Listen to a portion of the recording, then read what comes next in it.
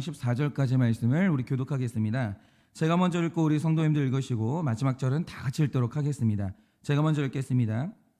그가 그들에게 명하여 이르되 내가 내 조상들에게로 돌아가리니 나를 햇사람 에브론의 밭에 있는 굴에 우리 선조와 함께 장사하라. 이 굴은 가나안 땅 마므레한 막벨라 밭에 있는 것이라. 아브라함이 햇사람 에브론에게 가서 밭과 함께 사서 그의 매장지를 삼았으므로 아브라함과 그의 아내 사라가 거기 장사되었고 이삭과 그의 아내 리브가도 거기 장사되었으며 나도 레아를 그곳에 장사하였노라. 이 밭과 거기 있는 굴은 햇사람에게서 산 것이니라. 야곱이 아들에게 명하기를 마치고 그 발을 침상에 모으고 숨을 거두니 그의 백성에게로 돌아갔더라. 요셉이 그의 아버지 얼굴에 굽으려 울며 입맞추고 그의 수종되는 의원에게 명하여 아버지의 몸을 향으로 처리하게 하며 의원이 이스라엘에게 그대로 하되 40일이 걸렸으니 향으로 처리하는 데는 이 날수가 걸림이며 애굽 사람들은 7일 동안 그를 위하여 곡하였더라. 곡하는 기한이 지남에 요셉이 바로의 궁에 말하여 이르되 내가 너에게 은혜를 입었으면 원하건대 바로의 귤에 아뢰기를 우리 아버지가 나로 맹세하게 하여 이르되 내가 죽거든 가나안 땅에 내가 파놓은 묘실에 나를 장사하라 하였나니 나로 올라가서 아버지를 장사하게 하소서. 내가 다시 오리이다 하라 하였더니 바로가 이르되 그가 내게 시킨 맹세대로 올라가서 내 아버지를 장사하라. 요셉이 자기 아버지를 장사하러 올라가니 바로의 모든 신하와 궁의 모든 원로들과 애굽 땅의 모든 원로와 요셉의 온 집과 그의 형제들과 그의 아버지의 집이 그와 함께 올라가고 그들의 어린아이들과 양떼와 소떼만 고생 땅에 남겼으며 병거와 기병이 요셉을 따라 올라가니 그때가 심히 컸더라. 그들이 요단강 건너편 아닷 타작마당에 이르러 거기서 크게 울고 애통하며 요셉이 아버지를 위하여 7일 동안 애곡하였더니 그 땅 거민 가나안 백성들이 아닷 마당에 애통을 보고 이르되 이는 애굽 사람의 큰 애통이라 하였으므로 그 땅 이름을 아베미스라임이라 하였으니 곧 요단강 건너편이더라. 야곱의 아들들이 아버지가 그들에게 명한 대로 그를 위해 따라 행하여 그를 가나안 땅으로 메어다가 마므레한 막벨라 굴에 장사하였으니 이는 아브라함이 헷 족속 에브론에게 밭과 함께 사서 매장지를 삼은 곳이더라. 다 같이 읽겠습니다. 요셉이 아버지를 장사한 후에 자기 형제들과 호상꾼과 함께 애굽으로 돌아왔더라. 아멘. 기도하겠습니다. 주님, 오늘 우리와 긴 시간 함께하였던 야곱이 죽었습니다. 아브라함도 죽었고 믿음의 사람 이삭도 죽었고 야곱도 때가 되니 어김없이 주님께로 돌아갑니다. 하나님, 우리 인생이 이런 것 아니겠습니까? 하나님, 우리가 이 땅에서 우리 사명 감당하다가 언젠가는 다 주님께 돌아가는 것인데 우리가 이 땅에서 주님 앞에 부끄럽게 살다가 주님 만나는 날 수치를 당하는 것이 아니라 이 땅에서 우리 인생의 목적을 행복으로 삼고 거룩으로 삼다가 주님 만나는 날 그 만남이 기쁨 되기를 원하오니 주여 이 땅 살아가는 날 동안 잘 살게 하여 주시고 때 되어 돌아갈 때 그 돌아가는 마음이 기쁠 수 있도록 우리의 인생 가운데 거룩으로 함께 하여 주시옵소서. 오늘도 말씀하시면 잘 듣겠습니다. 예수님의 이름으로 기도드립니다. 아멘. 네, 제가 어쩌다가 이 유튜브 채널을 운영하게 되는데 어느 날 보니까 이 유튜브에서 저희 채널에 대한 분석을 해주더라고요. 예를 들어서 이 채널을 구독하는 분들이 평균 몇 분 정도를 듣는지, 어떤 경로를 통해서 이 채널에 이제 찾아오시는지, 한 달에 평균 구독자가 몇 명이 늘어나는지 뭐 이런 이제 정보를 제공합니다. 그런데 그 중에서도 제가 유심히 본 게 뭐냐면 이 채널을 이렇게 구독하는 분들의 연령대를 이제 분석해 주는 거예요. 그래서 제가 가만히 보니까 만 18세에서 24세가 0.5%고 그래도 뭐 있긴 있더라고요. 만 25세에서 34세가 7.6%, 만 35세에서 44세가 17.6%, 그리고 이 연령대가 가장 많았는데요. 만 45세에서 54세가 53.3%였고 그 다음은 그 이상의 어르신들이 이 나머지 퍼센테이지를 차지했습니다. 그러니까 제가 이 말씀을 왜 드리냐면 이 설교를 들으시는 분들의 연령층을 보니까 살면서 장례식을 이제 많이 겪어보신 분들이에요. 그래서 제가 이제 하나 여쭙고 싶은 게 있는데 여러분도 이제 장례식을 많이 참석했잖아요. 그러면 여러분이 참석했던 장례 중에 가장 기억에 남는 장례가 어떤 장례였습니까? 저는 직분이 목회자이기 때문에 제가 장례를 인도해야 되니까 제 나이에 비해서 장례식을 많이 참석을 했거든요. 그런데 그 장례식 중에는 덕스러운 장례식도 있었지만 그렇지 않은 장례식도 분명히 있었습니다. 그런데 제가 참 안타까웠던 장례식의 모습이 뭐냐면, 저를 장례에 초청하신 분들 경우에는 당연히 예수님을 믿고 구원의 확신이 있으니까 장례를 예배로 드리고 싶겠죠. 그런데 문제는 나만 예수 믿고 형제간의 이 장례의 방식이 합의되지 않는 경우들이 굉장히 많았습니다. 그래서 예배를 제가 하러 가지만 영정사진 앞에 제사상이 차려진 경우도 있었고, 여러 종교의 명패가 한꺼번에 있는 경우도 있었고, 예배를 드리는 가운데 향냄새가 나는 경우도 많았습니다. 그런데 여러분, 이게요, 적은 숫자가 아니고요, 굉장히 많은 가정이 이런 식이었어요. 예를 들어서 제가 10번의 장례식을 거행하면 사실 6, 7번은 이런 식이에요.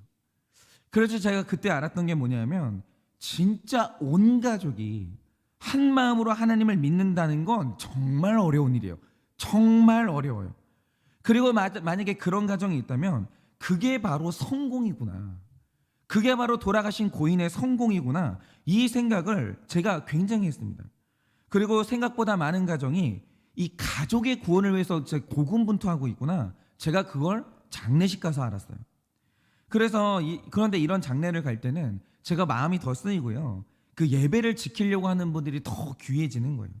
반면에 저는 제가 평생 잊지 못하는 은혜로운 장례가 하나 있었는데, 제가 이제 부목사로 있을 때 한 성도님의 연락을 받고 위로 예배차 방문을 하게 됐습니다. 근데 가자마자 일단 눈에 띄는 게 뭐냐면, 영정 사진 앞에 굉장히 커다란 공책이 하나 딱 펼쳐져 있는 거예요.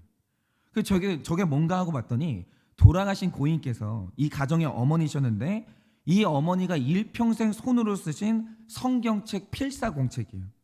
그런데 이거를 워낙 오래전부터 쓰셨으니까 뭐 이미 성경 66권을 다 필사하고도 남을 시간이죠. 그러니까 66권을 이 어르신이 손으로 이미 다 한 권 쓴 거예요. 그런데 여러분, 이런 분의 자녀들이 어떤 모습이겠습니까? 제가 진짜 신기했던 게 뭐냐면, 보통 믿음 좋은 목사님 가정도 이렇게는 못해요. 그런데 제가 만나보니까 이 가정의 자녀들이 적은 숫자가 아닌데 사위하고 며느리까지 합하면 굉장히 많은 숫자예요. 근데 신기한 게 뭐냐면, 썬데이 크리스천이 아무도 없어요. 아무도 없어요.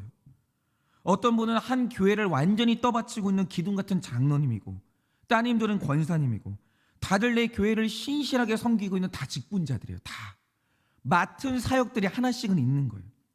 그리고 이 자녀들이 어머니의 필사한 성경책을 얼마나 소중하게 여기는지, 제가 들어가자마자 저희 교회 집사님이 그것 먼저 자랑하시는 거예요. 목사님, 우리 어머니가 손으로 쓰신 성경책이라고. 그리고 내가 이런 어머니를 뒀다는 것, 이 어머니의 기도를 받고 자랐다는 사실에 대해서 자부심과 감사가 그 마음에 가득 차 있는 거예요. 그래서 제가 이제 위로 예배를 드렸는데, 당연히 그 집안에, 그러니까 제가 어떤 장례식을 가면요, 예배하자 하면서 그렇게 애타게 사람들을 끌어모으는 장례식도 있거든요.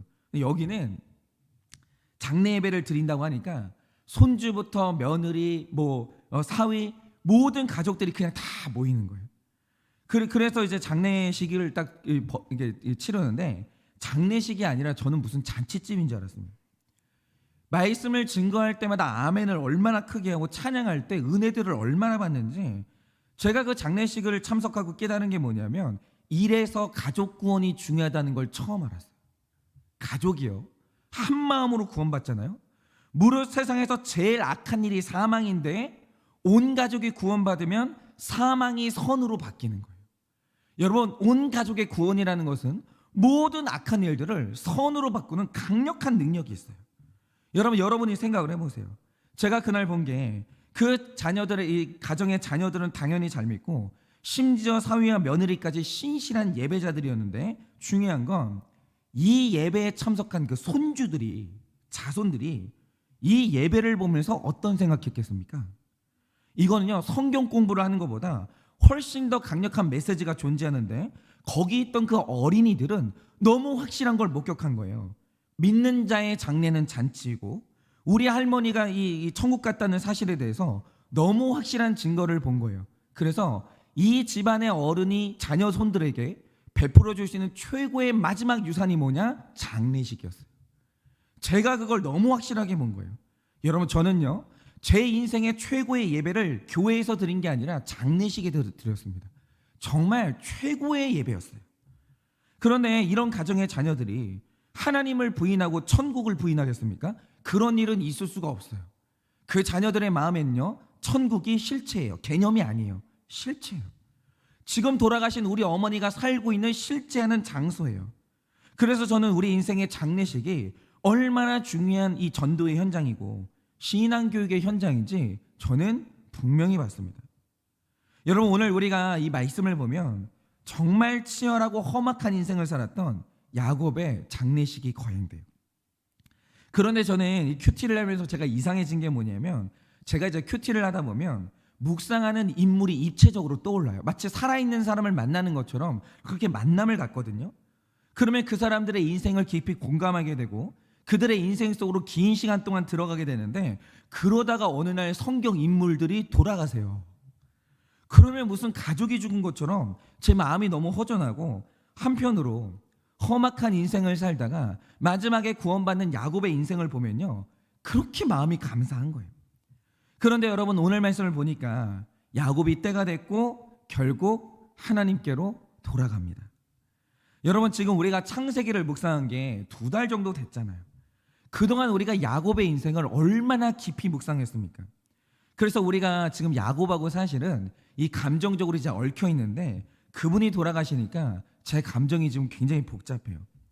그런데 오늘 말씀을 보니까 우리 믿음의 선배 야곱이요, 자기의 죽음을 통해서도 너무 귀한 메시지를 마지막까지 우리에게 남겨주는 거예요.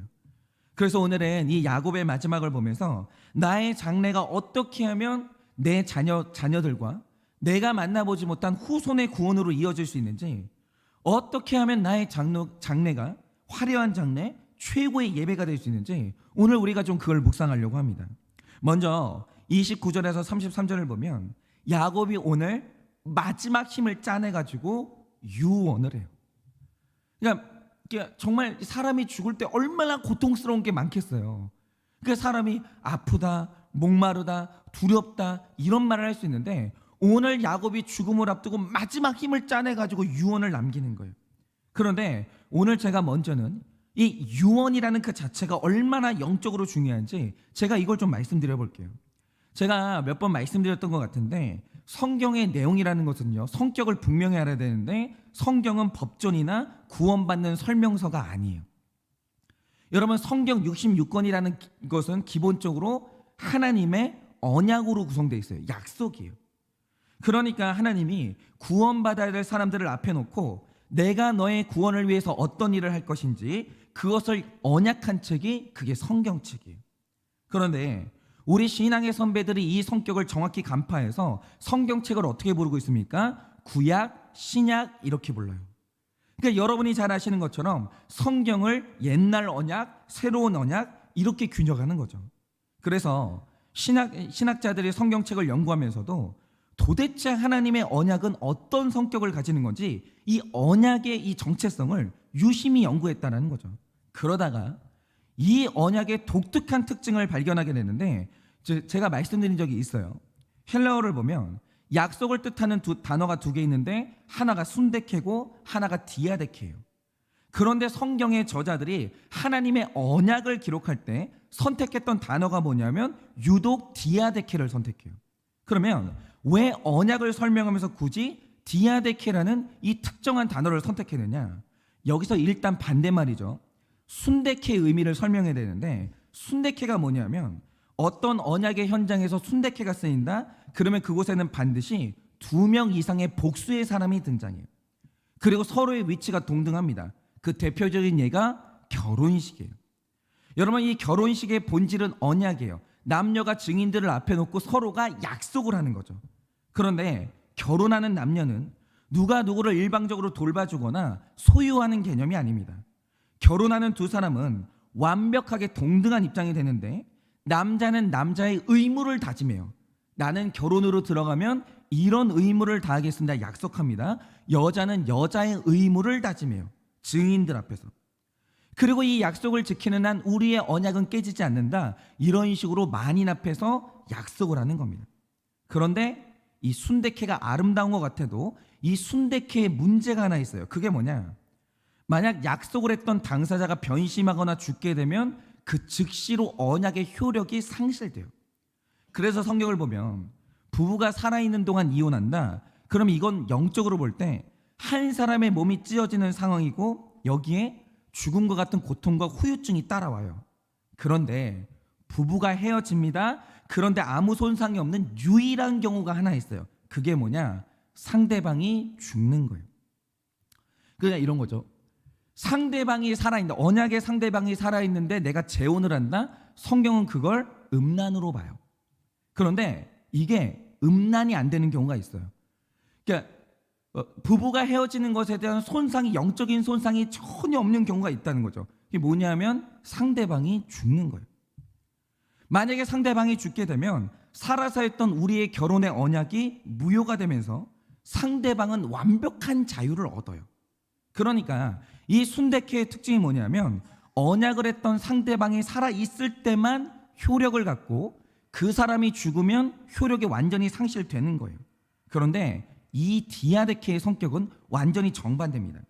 디아데케는 두 사람이 쌍방으로 맺는 언약이 아니라 한 사람이 일방적으로 선언하는 언약인데 이것의 대표적인 경우가 유언이에요.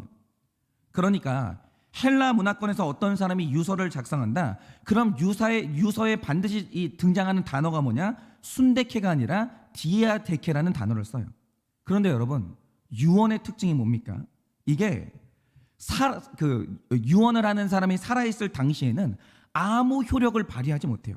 그런데 언약의 당사자가 죽는다. 그 순간 유언이 효력을 얻게 되고 생명력을 얻게 되면서 모든 언약이 실현되기 시작해요. 죽으면.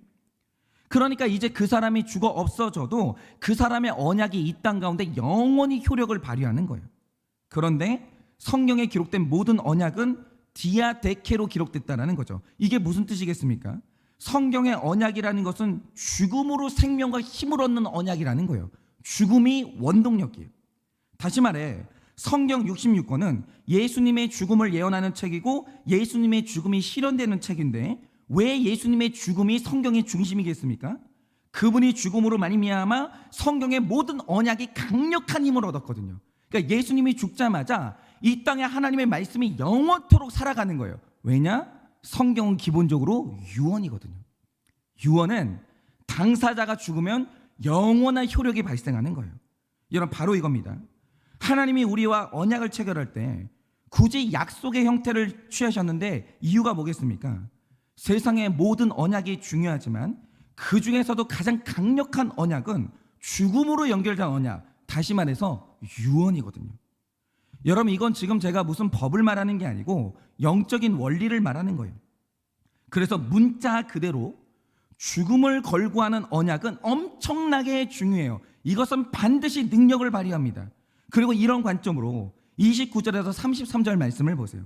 저는 이게 야곱의 위대함이라고 생각하는데 지금 야곱의 상태라는 것은 온몸에 힘이 빠져나가면서 숨이 끊어지기 직전이거든요.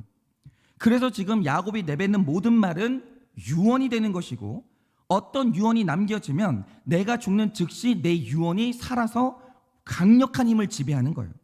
그러니 여기에서 하고 싶은 말이 얼마나 많겠습니까? 내 마지막 카드예요. 유언은 얼마나 많겠냐 이거죠. 그런데 오늘 야곱이 마지막 유언으로 남기는 말이 뭡니까?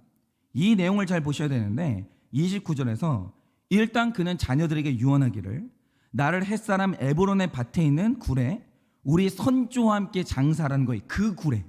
다른 데 절대 안 돼요. 나는 오직 이 굴로 들어가야 돼요. 그런데 여기서 끝나는 게 아니라 내가 여기에 장사되어야 되는 이유를 말하거든요. 그런데 31절에 그 이유를 뭐라고 기록합니까? 이 굴에는 아브라함과 그의 아내 사라가 장사되었고 이삭과 그의 아내 리브가도 장사되었으며 나도 레아를 그곳에 장사하였노라 이렇게 말해요. 거기에 있는 사람들의 이름을 쫙 열거합니다. 그런데 여기에 등장하는 사람들의 이름을 보라 이거죠. 여러분, 이 무덤은 성공한 사람한테 열리는 무덤이 아니에요. 이 무덤은 이 땅에서 사랑받았던 사람들한테 열리는 무덤이 아니에요. 인기인한테 열리는 무덤이 아니라는 겁니다. 여기는 아무나 들어가는 무덤이 아닌데 일단 이 무덤을 보면 아브라함이 들어갔고 오직 그의 아내 사라만 들어갔어요. 하갈은 못 들어가요. 능력이 있었던 이스마엘도 못 들어갔고 얼굴이 곱고 아리따워서 인기가 있었던 라헬도 못 들어갔어요. 오직 이 무덤이 입구를 열어준 사람들이 누구냐? 하나님께 구원받은 택자만 이 굴에 들어갔어요. 아니면 못 들어가요. 그런데 오늘 야곱이 하는 말이 뭡니까? 나는 이 굴에 반드시 들어가야 된다는 거예요. 다른 곳은 안 돼요. 나는 오직 죽어서 여기에 반드시 들어가겠다라는 거죠. 그러면 야곱이 이 말을 하면서 하고 싶은 말이 뭐겠습니까? 만약 너희가 나처럼 인생을 다 살고 이 굴 앞에 섰을 때 이 굴 문이 너희 앞에 열리지 않는다? 아무것도 안 된다는 거예요. 너희 인생은 실패한 인생이라는 거예요. 죽고 너희가 이 굴 앞에 섰을 때 이 굴이 입구를 열어줘야 되는 거예요. 그래야 너희 인생은 의미 있는 것이고 나의 인생도 완성된다라는 메시지를 마지막으로 주는 거예요. 그러니까 야곱이 자녀 손들이 다 지켜보고 있는 그 임종의 순간에 마지막으로 남기는 유언이 뭐냐? 앞으로 너희도 내가 들어가는 이 굴에 들어와야 해. 이게 너희의 인생의 목적이야, 이 말을 해주는 거예요. 그런데 이것을 말하는 영적인 의미가 뭐겠습니까? 너희 인생의 목적은 천국이라는 거예요. 사는 날 동안 예수님 믿고 반드시 나 따라서 천국으로 오라는 거죠. 그런데 이 말을 언제 하냐? 그의 죽음을 걸고 유언으로 남겨요. 그런데 여러분, 이 유언이 얼마나 강력한 힘을 발휘하냐면 이후로 400년 후에 이스라엘 백성이 출애굽해서 약속의 땅으로 출발을 하거든요. 그런데 출애굽기 13장 19절을 보면 출애굽하는 모세가요, 400년 뒤에요. 출애굽하는 모세가 품에 뭔가를 소중하게 안고 출애굽을 시작해요. 그런데 모세가 품에 안고 출애굽한 게 뭔지 아십니까? 요셉의 유고를 안고 출애굽을 해요. 약속을 땅에 향해서 가요. 왜냐? 아버지 야곱이 유언하길 너희는 반드시 약속의 땅에 돌아가라고 했거든요. 그러니까 이 유언이 강력한 힘을 발휘하면서 해골이 된 요셉의 해골이 약속의 땅을 향해서 끝내는 가는 거예요. 끝내. 여러분, 야곱의 해골이요, 이 이집트 땅에서 썩어지지 않았어요. 야곱의 해골이요, 400년 뒤에라도 약속의 땅을 향해서 가는 거예요. 그러니까 한 사람의 가장 강력한 소원은 결국 유언으로 나타나는 것인데, 오늘 우리가 마음으로 굳게 품어야 되는 유언이 뭐겠습니까? 뭐 형제간에 우애하라?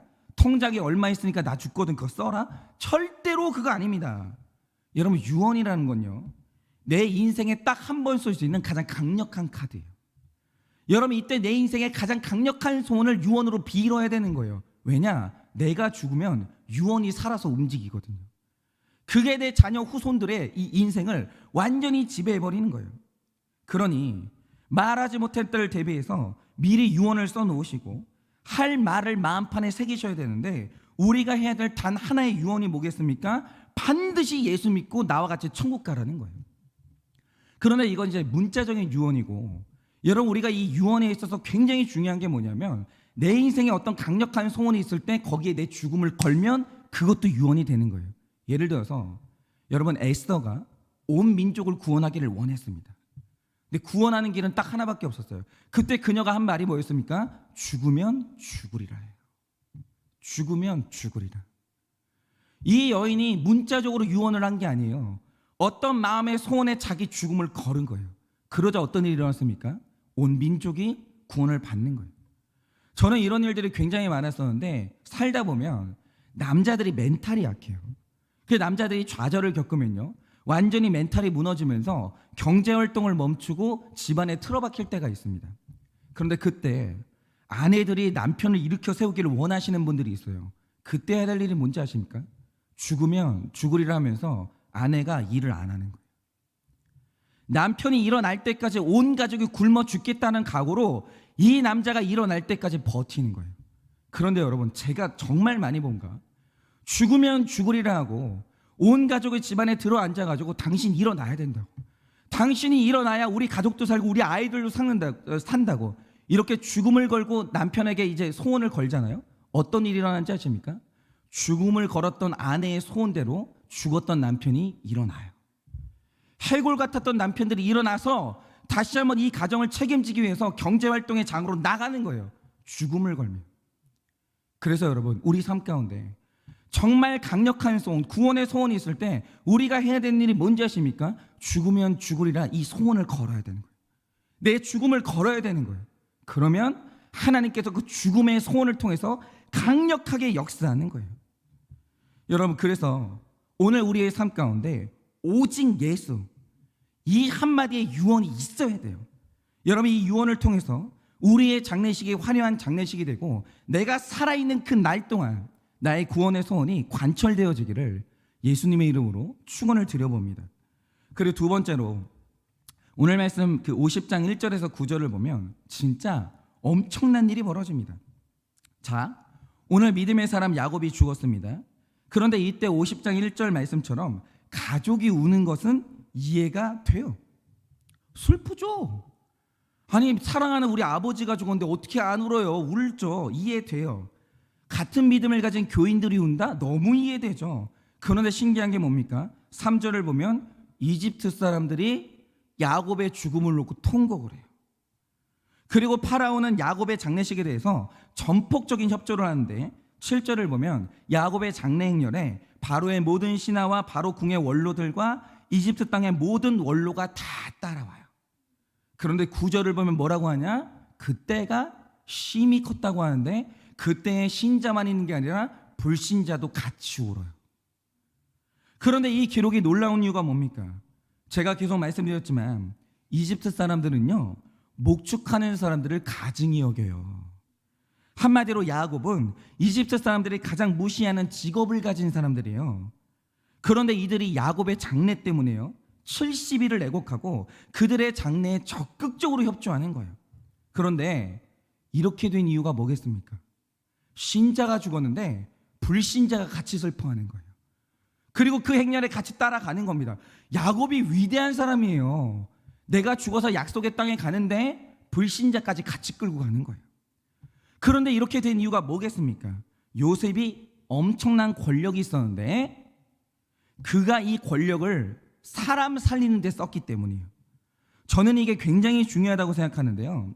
제가 2011년 가을에 그 뉴스를 보다가 진짜 충격적인 장면을 봤습니다. 그게 뭐냐면 이 당시 리비아의 지도자가 카다피라는 사람이었는데 독재자였거든요. 그런데 영상에 어떤 장면이 나왔냐? 당시에 리비아의 반정부 시위가 일어나면서 카다피가 도망을 갔어요. 그런데 이 사람이 숨어있다가 반군한테 잡힌 거예요. 그런데 반군들이 얼마나 때리는지 피를 철철 흘리고 있는데 나중에 나온 장면이 뭐냐면 결국 그 사람이 사살당했어요. 죽었습니다. 그런데 반군이 한 행동이 뭐냐면 그 시신을 냉동창고에 전시를 해놓은 다음에 리비아 국민들이 그걸 구경하러 오는 거예요.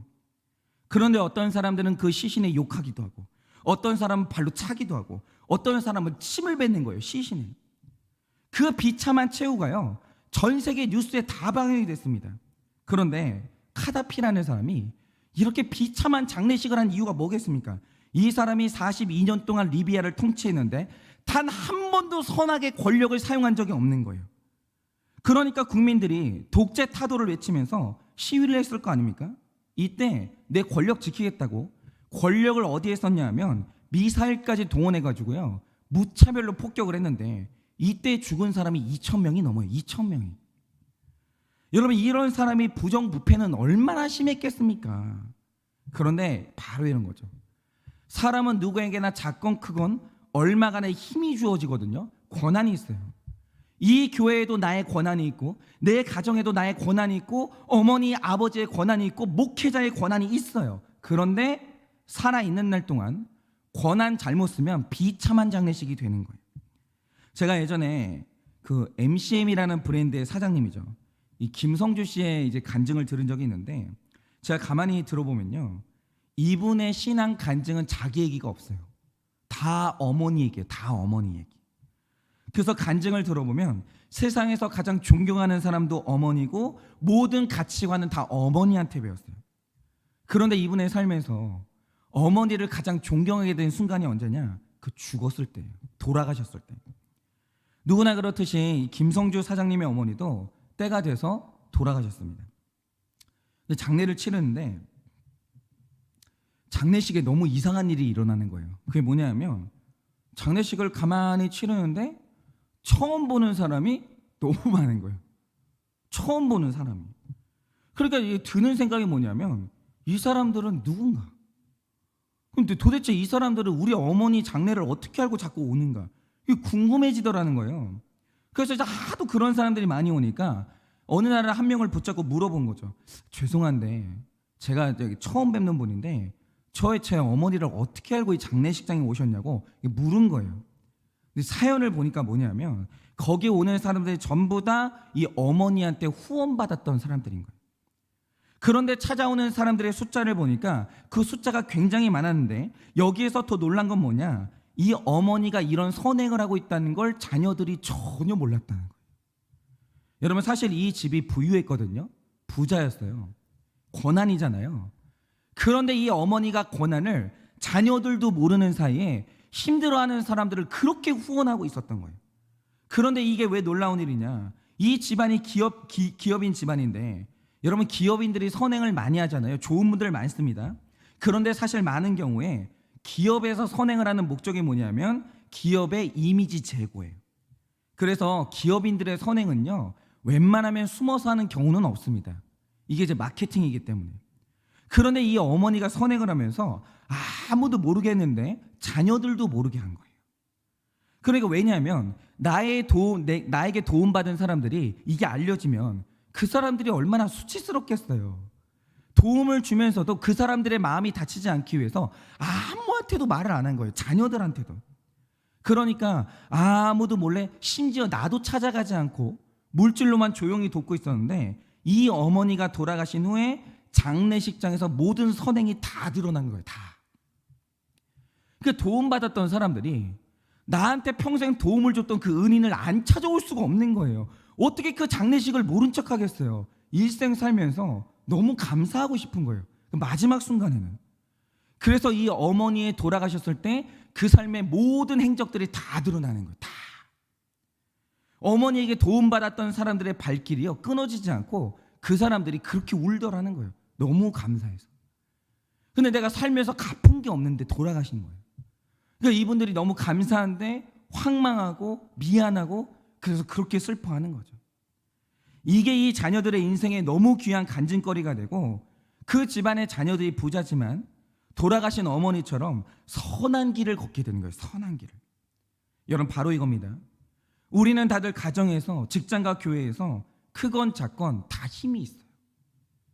여러분 제가 우리 청년들 만나면서 보게 되는 게 뭔지 아십니까? 자녀들은 어떤 경우에도 부모 못 벗어나요. 다 부모 닮아요. 식습관, 언어 습관, 사고방식 반드시 부모님 닮습니다. 그래서 부모라는 존재는요 강력한 권한을 가진 존재예요. 그런데 어떤 부모님들을 보면 내가 가진 부모의 힘을 가지고 자녀의 마음에 상처를 내고 내 꿈 실현시키려고 자녀들을 학대해요. 내 야망을 따라서 자녀들을 기르면서 자녀들의 마음을 노엽게 하는 거예요. 그런데 사람이 살면서 나에게 주어진 내 힘을 잘못 쓴 이 부모님의 장례식에서 여러분 자녀들이 최고의 장례를 드리겠습니까? 목사님, 우리 어머니는 위대한 신앙인이었다고. 우리 어머니 때문에 우리 가족들은 다 구원받았다고. 여러분 이런 간증을 자녀들이 하겠습니까? 그 마음에 노여움이 있는데 그렇지 않아요. 살아있는 날 동안 나에게 하나님이 주신 이 권한을 어떻게 쓰느냐, 이 권을 어떻게 쓰느냐, 여러분 이게 얼마나 중요한지 아십니까? 여러분 제가 목회를 열심히 한다고 하죠. 그러나 제 목회의 마지막 정체는 언제 드러나느냐? 제 장례식장에서 드러나는 거예요. 목사가 한 명이 죽었는데 나 때문에 구원받은 사람 아무도 없고, 나 때문에 일평생 하나님을 믿고 은혜 받은 사람 아무도 없고, 다들 상처받고, 우리 목사님 만나가지고 나는 실족했고, 여러분 이런 사람만 있는다고 하죠. 그러면 제 딸이 그 장례식장에서 얼마나 실족하겠습니까? 얼마나. 여러분 제 딸이 그런 목사 아버지의 장례식이 덕스럽지 못할 때 여러분 제 딸이 구원의 확신을 가질 수 있겠습니까? 그거는 불가능하죠. 여러분 사는 날 동안 내 힘을 잘못 쓴 사람의 장례는 초라한 장례식, 수치스러운 장례식이 될 수밖에 없다라는 겁니다. 그런데 내가 나에게 주어진 이 일평생의 나의 힘을 사람 살리는 데 쓰고 이타적으로 쓰고 하나님 나라를 위해서 쓸 때 여러분 내 후손들은요 평생 잊을 수 없는 화려한 장례식의 주인공이 되는 거예요. 여러분 그렇죠? 여러분 이 장례식이 이렇게 화려한데 자식들이 한 게 뭐 있어요? 전부 다 아버지의 업적인 거예요. 그런데 이 아버지의 화려한 장례식에 자녀들은 수혜자로 참석을 하는 거예요. 여러분, 그러니 야곱이 얼마나 위대합니까? 그리고 오늘 말씀에 나오는 요셉이 얼마나 위대합니까? 고난이 많았거든요. 그걸로 일평생 사람 살리는 데 쓰는 거예요. 그러니까 이 장례식이 이렇게 되는 겁니다. 그러니 여러분, 오늘 제가 꼭 드리고 싶은 말씀이 있는데, 여러분의 가정은 어떠십니까? 여러분 가정은 다 구원 받았나요? 여러분의 인생에 지금 가장 간절한 구원의 소원은 뭐가 있으십니까? 오늘 이 아침에 여러분께 하나 권유하고 싶은 게 있어요. 그게 뭐냐면, 만약 여러분이 여러분의 가족을 살리고 싶다면 거기에 여러분의 죽음을 걸어야 돼요. 주님, 나를 죽이고 내 배우자를 살리시고 내 자녀를 살려주세요. 주님, 내가 이 땅 가운데서 내가 내 수명이 다해도 좋으니 주님 살려달라고. 여러분, 구원의 일에는 여러분의 목숨을 걸어야 되는 거예요. 여러분 가정의 이 예배는 어떻습니까? 여러분의 이 가정의 예배가 어떤지는 모르겠으나 여러분 예배의 문제에 있어서는 여러분이 목숨을 걸어야 돼요. 여보, 얘들아, 내가 이 땅 가운데서 죽어도 좋으니 예배는 가야 한다. 아무 여한이 없으니 예배는 가야 된다. 여러분 목숨을 걸어야 되는 거예요. 그럼 바로 그 소원 가운데 하나님은 반드시 강력하게 역사하십니다. 그리고 여러분의 남아있는 날 동안 여러분이 가진 모든 힘을 사람 살리는 데 쓰셔서 우리의 장례식이, 그리고 우리 자녀들의 모든 장례식이 화려한 장례식이 되어지길, 최고의 예배가 되어지길 예수님의 이름으로 축원합니다. 제가 기도하고 우리 각자 기도함으로 오늘 또 마치도록 하겠습니다. 기도하겠습니다. 하나님, 참 제가 이 땅 가운데 목회자로 살아가지만 욕심이 많습니다. 자존심 지키는데 내 목숨 걸고 싶고, 성공하는데 내 인생 걸고 싶고, 그러게 참 제 죽음을 걸고 싶은 욕심들이 많이 있습니다.